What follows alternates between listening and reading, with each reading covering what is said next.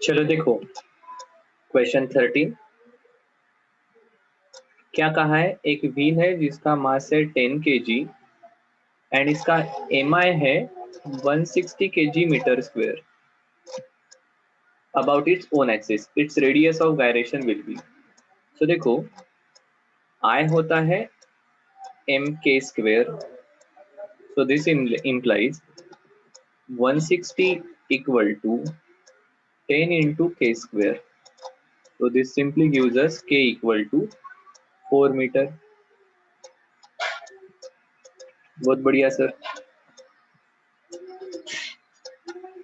चलो क्वेश्चन 14 करते हैं। देखो क्या कहा है। The radius of gyration of a disc of mass 50 gram and radius 2.5 centimeter about an axis passing through its center of gravity and perpendicular to plane is। तो देखो disc का मास कितना है 50 ग्राम एंड रेडियस है 2.5 centimetre. सो इस disc का M I about axis passing through centre ये होता है M R square by 2 and this will be equal to M K square. ठीक है, सो के की वैल्यू आ जाएगी under root R square by 2। तो दिस इज 2.5 का square is 6.25 upon 2 that is under root 3.125। So यह आ जाएगा 3.125 का रूट आता है। अब देखो हम 16 का स्क्वायर क्या आता है,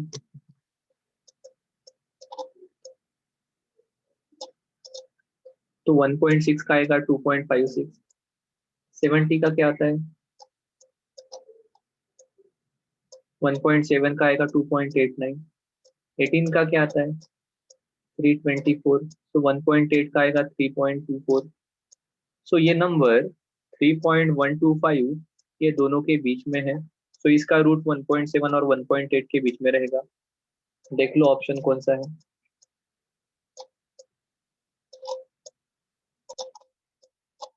देखो क्वेश्चन 15 क्या कहता है।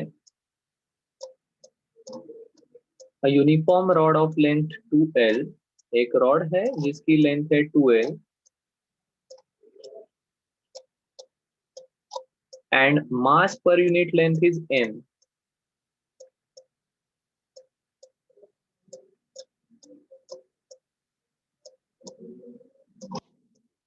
देयरफॉर टोटल मास कितना हो जाएगा, टोटल मास हो जाएगा m into 2L that is 2ml। अब इस रॉड का moment of inertia about axis passing through centre हमें पता है, it is m mass into length का स्क्वायर अपॉन 12। तो मास कितना है 2ml, लेंथ कितनी है 2L का स्क्वायर अपॉन 12। तो this will become 2ml into 4L square upon 12, ये बन जाएगा 3। तो this is 2/3 m into L का क्यूब। है क्या ऑप्शन? हाँ सर बिल्कुल सही है। देखो क्वेश्चन 16 क्या कहता है। A ladder rests against frictionless vertical wall with upper end 6 meter above the ground and lower end 4 meter away from the wall। इस प्रकार से कोई एक वॉल है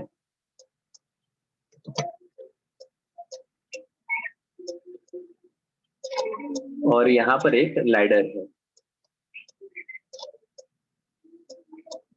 ये डिस्टेंस है 6 मीटर का और ये डिस्टेंस है 4 मीटर का। The weight of ladder is 500 Newton and its center of gravity is 1/3 distance from the lower end। So यहाँ से 1/3 डिस्टेंस है that is 4/3 मीटर किसका, सेंटर ऑफ ग्रेविटी का। और सेंटर ऑफ ग्रेविटी के थ्रू इसका वेट एक्ट होगा। कितना वेट है 500 न्यूटन। सो आपको पूछा है find the reaction of wall, इस वॉल की रिएक्शन बता दो। सो बड़ा आसान क्वेश्चन है। देखो हम क्या करते हैं, this is A, this is B, calculating moment about B. So देखो, बी पर है तो यहाँ से जो नॉर्मल रिएक्शन रहेगी वो कंसिडर करने की जरूरत नहीं है, बिकॉज उसका डिस्टेंस 0 है। ये 500 न्यूटन ये क्लॉकवाइज मोमेंट तैयार करेगा, क्लॉकवाइज कंसिडर्ड एज नेगेटिव, तो this is 500 newton into 4/3 metre.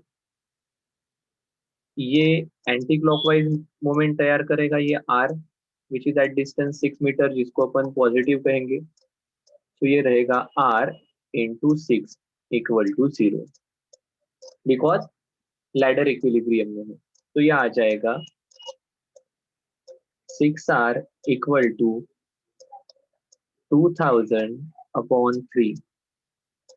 तो ये 6 नीचे आ गए तो आर हो जाएंगे 2000/18, दैट इज 1000/9, रफली ये 111 आएगा। ठीक है क्या ऑप्शन? हाँ सर, बिल्कुल सही है। क्वेश्चन 17 देखिए, क्या कहता है, टॉर्क है 30 न्यूटन मीटर का, is applied on a 5 kg wheel whose moment of inertia is 2 kg per meter square for 10 seconds. Angle covered will be। ठीक है, सो देखो, टॉर्क इक्वल टू होता है आई अल्फा। सो ये आपको अल्फा की वैल्यू दे देगा, torque upon I, that is 30/2, that is 15 radian पर सेकंड स्क्वायर। ठीक है, शुरुआत में ओमेगा नॉट ऑब्वियसली 0 रहेगा। ठीक है, अल्फा पता है,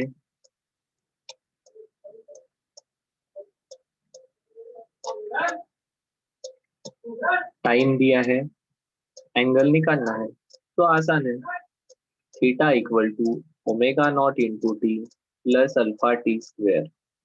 ओमेगा नॉट की वैल्यू 0, अल्फा की value 15, T square will be 100, तो ये आ जाएगा 1500 रेडियन। है क्या ऑप्शन?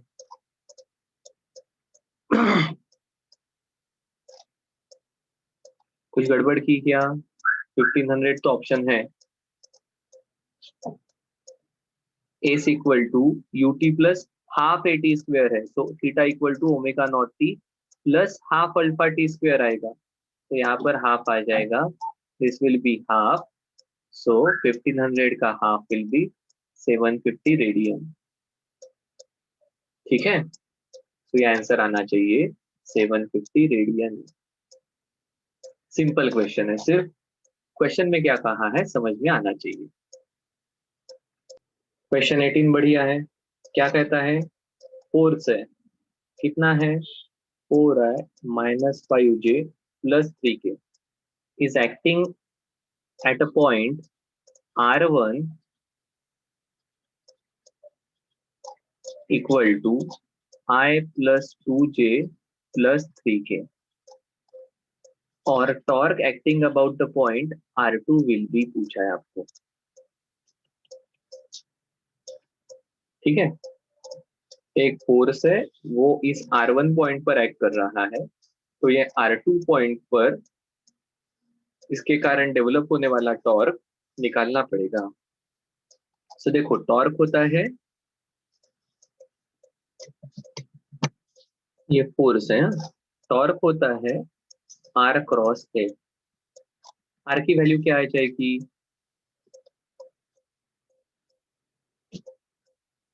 आर की वैल्यू आ जाएगी R2 माइनस R1। ठीक है, तो आ जाएगी 3I minus I will be 2I। ठीक है, 2I minus 2J, 2J will be -4J, and -3 will be -6K। ये आर की वैल्यू आ गई, और एच की वैल्यू तो हमारे पास है 4I -5J प्लस 3K। इसका क्रॉस प्रोडक्ट निकालो, क्या आने वाला है, क्रॉस प्रोडक्ट आएगा I J K 2 minus 4 minus 6 4 minus 5 3। ठीक है, हाँ सर बिल्कुल सही है। तो देखो ये वैल्यू आ जाएगी I into -4 3 -12 -5 into -6 will be -30। ठीक है, अब एक थोड़ी सी गड़बड़ हमने की है, हमें ये डिस्टेंस चाहिए। ठीक है, इस फिक्स पॉइंट से ये जिस पॉइंट पर फोर्स एक्ट हो रहा है वो, तो ये एक्चुअली R1 माइनस R2 आना चाहिए। ठीक है, कैलकुलेट कर लेते हैं, गड़बड़ अपन ठीक कर लेते हैं। ठीक है ना, ये फिक्स पॉइंट है, इस फिक्स पॉइंट से डिस्टेंस चाहिए, तो ये final minus initial that is R1 minus R2 करना चाहिए। सो R की वैल्यू आने वाली है, देखो यहाँ पर लिखता हूँ मैं, R equal to R1 minus R2 is -2I -4J, sorry, I -3 will be -2, 2 minus of -2 will be +4, 3 minus of -3 will be +6। और अब R क्रॉस एक लिखते हैं ठीक से, I J K, R की वैल्यू है -2 4 6 4 -5 3। अभी आने वाला है I into 4 3 12, 6 into -5 will be -30, minus into minus +30, minus J into -2 into 3 -6, 4 6 are 24, -24, plus K into -2 into -5 is +10, minus 4 4 are 8। सही है क्या, 4 4 जा 16 आ जाएगा ना, 4 + 4 8 होता है। सो ये आना चाहिए 42I -30 minus +30J, 10 -16 will be -6K। है क्या ऑप्शन सर? हाँ है। ठीक है, देखो हाँ, फिक्स पॉइंट से डिस्टेंस लेना होता है, इसलिए हमें ये चेंज करना पड़ा।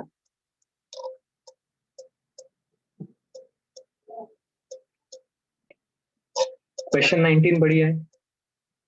A disk is rotating with angular speed omega. If a child sits on it, which of the following is conserved? हमें पता है जब तक एक्सटर्नल टॉर्क नहीं एक्ट होता है, angular momentum is conserve. Kinetic energy, potential energy, linear momentum, इन सब के बारे में हमें कुछ भी गारंटी से हम बता नहीं सकते हैं।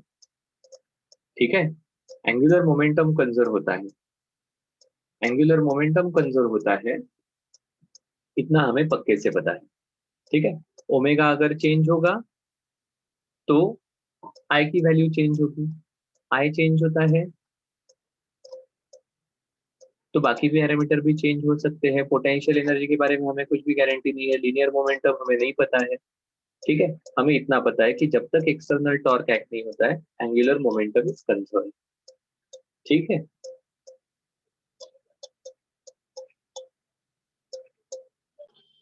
क्वेश्चन 20 देख लो क्या कहता है। A flywheel is a form of uniform circular solid circular wheel, मतलब डिस्क जैसा है।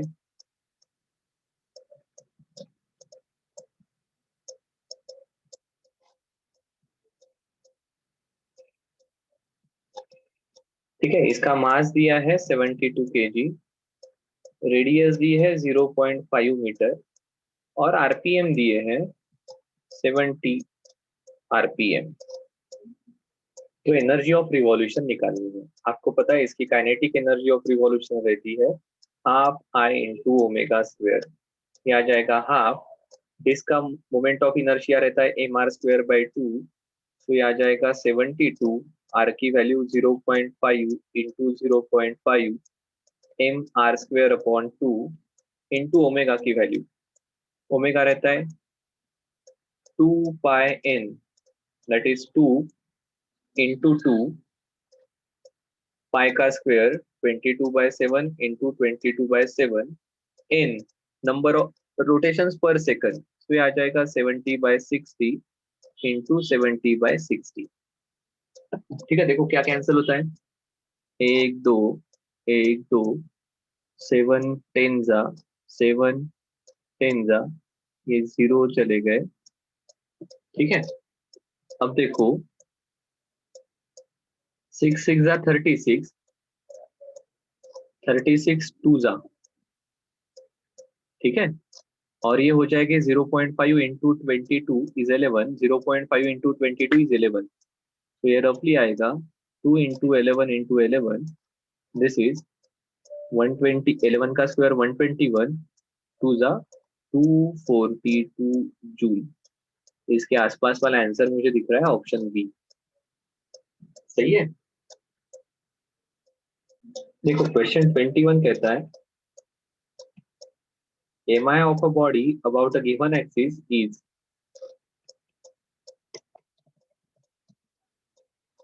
1.2 kg meter square. Body was initially at rest, मतलब omega naught 0. In order to produce kinetic energy of 1500 joule, the angular acceleration of 25 radian per second square should be applied for. So चलो ke देती है हमारी half I omega square, so omega square की value आ जाएगी 2 times के ई upon I, 2 into 1500 upon I is 1.2। ठीक है, तो ये आ जाएगा रफली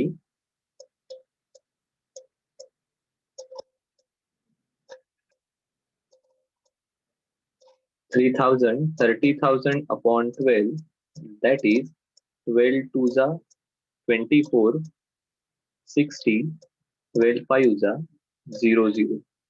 ठीक है, omega square equal to 2500, that is 50, ओमेगा की वैल्यू आ जाएगी 50। बस ओमेगा नॉट 0 है, ओमेगा 50 है, तो omega equal to omega naught plus alpha T, this is 50 equal to omega naught 0, अल्फा की वैल्यू है 25 इंटू टी, आंसर क्या आना चाहिए, टी इक्वल टू 2 सेकेंड। है क्या ऑप्शन सर? यस, बढ़िया है। देखो क्वेश्चन 22 देखो, if angular momentum L of a rotating body about fixed axis.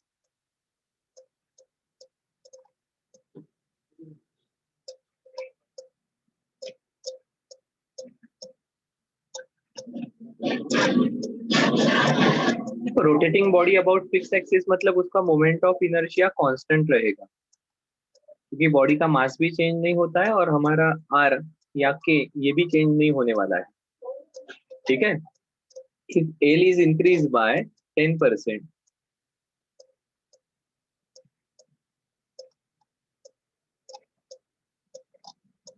मतलब क्या, पहला एल था एल, तो नया एल है 1.1 टाइम्स ऑफ एल, तो increase in kinetic energy will be. तो देखो काइनेटिक एनर्जी का हमारा रिलेशन है हाफ आई ओमेगा स्क्वेयर, तो मैं इसे half I square omega square upon I लिख सकता हूँ, but I omega is L, तो half L square upon I. ठीक है, तो देखो change in kinetic energy when L changes will be 2 times of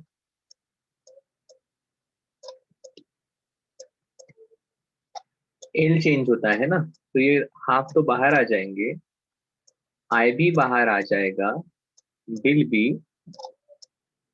2L। ठीक है, तो change in kinetic energy is, ये कांस्टेंट वाला पार्ट रहेगा 1/2I इंटू, ये एल यहाँ पर लिखा 2 टाइम्स ऑफ dl। सही है क्या? हाँ सर बिल्कुल है। अब देखो,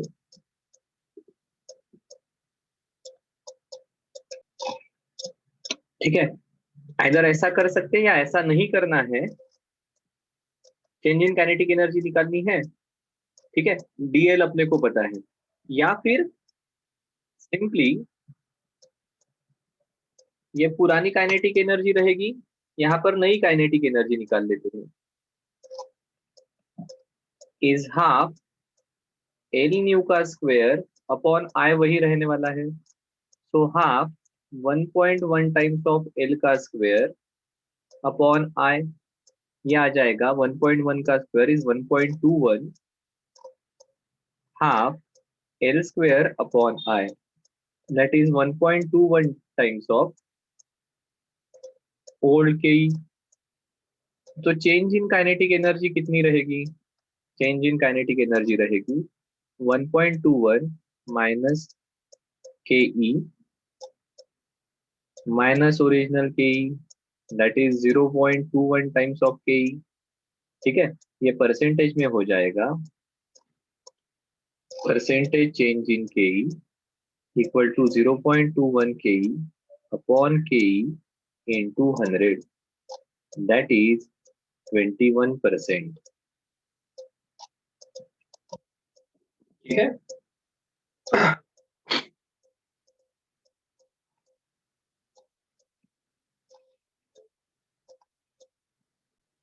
23rd क्वेश्चन देख लो। देखो 23rd में क्या कहा है, a disk is rolling without slipping on a horizontal surface, c is center, c is center and p and q are 2 points equidistant from the c, c से equidistant है। if vp vq and vc are the magnitude of velocities of point p q and c, देखो if this is slip traveling without slipping मतलब ये point rest पर रहेगा, and if that is the case तो इनके velocities के बारे में हमें बताना पड़ेगा। So with respect to this point, this is at distance R, इसका डिस्टेंस आर से ज्यादा रहेगा और इसका डिस्टेंस आर से कम रहेगा। ये सीधा जाने वाला है, this velocity will be in tangential direction, और ये वेलोसिटी भी टेंजेंशियल डायरेक्शन में रहेगी इस साइड। ठीक है, so if that is the case, सभी पार्टिकल की ओमेगा सेम है, एंड इफ ऐसा है तो v equal to omega into R, तो vp will be omega into rp, vc equal to omega into rc and vq equal to omega into rq। You can easily figure out कि rq बड़ा रहेगा, rc उससे कम है, rp उससे भी कम है, so vq will be greater than vc is greater than vp। Question में diagram missing थी, डायग्राम आने के बाद ये क्वेश्चन बहुत आसान हो जाएगा। इसको जीरो लिया है because this point is travelling without sleeping. ठीक है, प्योर रोलिंग है, इसका स्लीपिंग नहीं हो रहा है, मतलब दिस इज एट रेस्ट। इसके रिलेटिव, फिक्स पॉइंट के रिलेटिव हमने इनकी वेलोसिटीज निकाली। क्वेश्चन 24 देख लो। A cylinder is rolling down an inclined plane, ये एंगल दिया है 30 डिग्री, तो एक्सीलरेशन बता दो। मैं एक्सीलरेशन का रिलेशन पता है, acceleration equal to G sine theta upon 1 plus K square upon R square. For cylinder हमें पता है I equal to M R square by 2। ठीक है, if that is the case K square equal to R square by 2, ये acceleration आ जाएगा G sine 30 upon 1 plus R square upon 2 upon R square, ये आ जाएगा G into 1/2 upon this is 1 plus 1/2, that is 3/2, 2 चले गए, this will B g/3।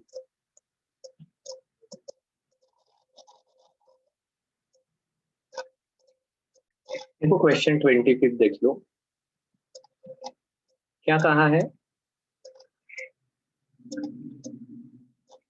Cord is wound around the circumference of wheel of radius r. There is a wheel of radius r.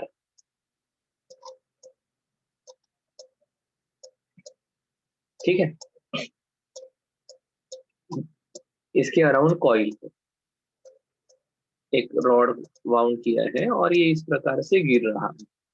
इसके साथ एक wait attach किया है mg। जब ये h height से गिर जाएगा, ठीक है, तो आपको कहा है इसकी एंगुलर वेलोसिटी ओमेगा बता देना। तो देखो, जब ये h हाइट से गिरेगा, इसकी एनर्जी कितने से चेंज होगी, mgh। ये एनर्जी मतलब इस व्हील पर हुआ work which is torque into theta.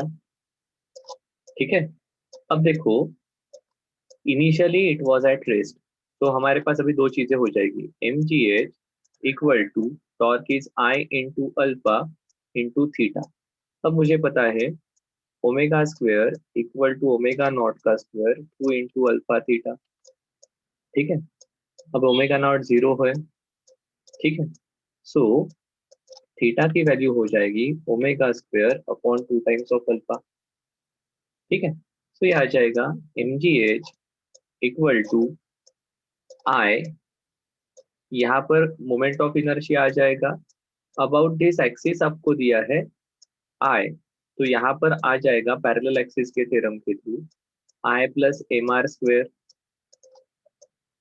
ठीक है, लगे तो आई टोटल लिख दो इनटू अल्फा, ठीक है, इनटू थीटा की value omega square upon 2 alpha. ठीक है, if that is the case, ये अल्फा अल्फा चला गया, 2 इधर चला गया, 2 mgh upon I plus M R square equal to omega square. So omega की वैल्यू आ जाएगी under root 2 mgh upon I plus M R square. है क्या ऑप्शन सर? हाँ बिल्कुल सही है, ऑप्शन है बी।